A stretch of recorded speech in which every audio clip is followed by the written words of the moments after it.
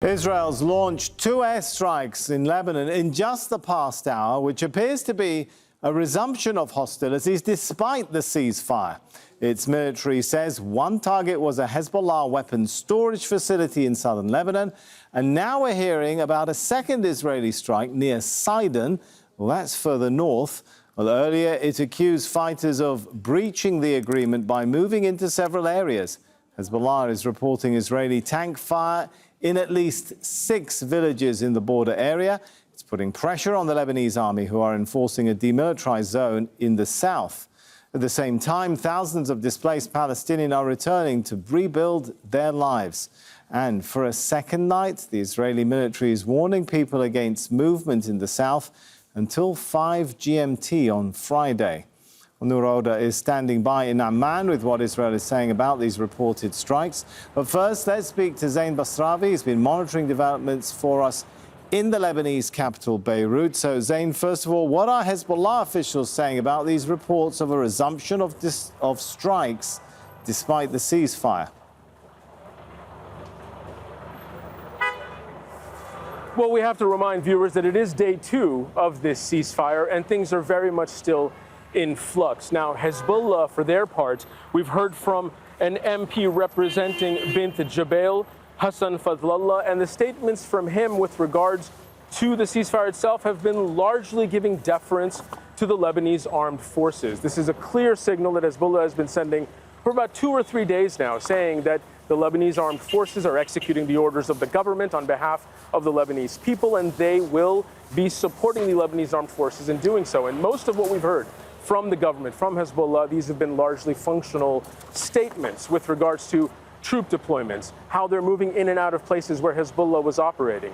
It is a sort of day of a changing of the guard, where Hezbollah is moving out of areas that the Lebanese armed forces are then going into. Now, in terms of these strikes, we're still waiting for a concrete reaction with regards to what this is. Now, everyone will see this as infractions of the ceasefire. Israel has characterized it as simply enforcing the ceasefire, that they are targeting people that are where they shouldn't be. We heard a similar report in Khayyam, the mayor of Khayyam, saying that there was an incident as people were trying to go back. They got too close to Israeli positions, and at least 6 people were killed and 2 people were injured when Israel opened fire on them. That was yesterday. Now we're seeing more reports of this ongoing today. Now, no matter how you look at it, the fact of the matter is that people are still dying. Israel is still opening fire and still bombing areas of southern Lebanon, and that is because they are still here. At least for the next 60 days or so, we are expecting them to slowly leave as the Lebanese armed forces step up. But again, it is just the second day of this ceasefire. Things are very much in motion, and we have to remind people that over 1 million people were displaced. They have all gone back, controlling that outflow from areas like Beirut and elsewhere back into the east of the country, back to the south. That is going to prove a challenge. It's not going to be as easy as simply telling people not to go back to their homes, back to their villages, and that is why we are seeing all of these movements. But everyone will be criticizing, everyone in Lebanon here will be criticizing Israel for overstepping, for targeting places they shouldn't be. Israel, for its part, saying that they were hitting targets that they felt they were allowed to with regards to enforcing the ceasefire. All right, thanks to Zain Basravi. Let's keep this going with Noor Oda. She's joining us from the Jordanian capital, Amman, because the Israeli government has banned Al Jazeera from reporting in the occupied West Bank and from inside Israel. Now, Noor, first of all, bring us up to speed. What are we hearing from Israeli officials, if anything, about these reports of strikes and what that means for the continuity of the ceasefire?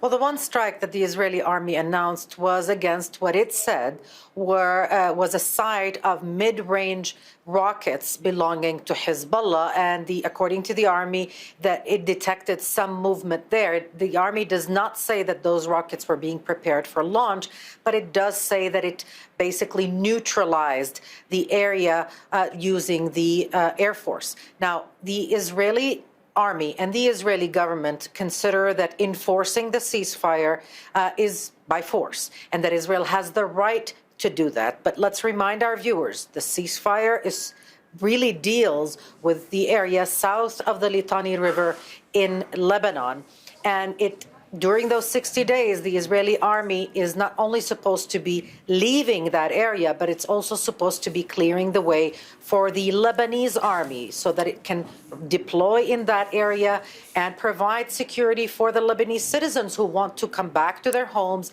and to rebuild. And Noor, what political divisions are stirring inside Israel over this ceasefire?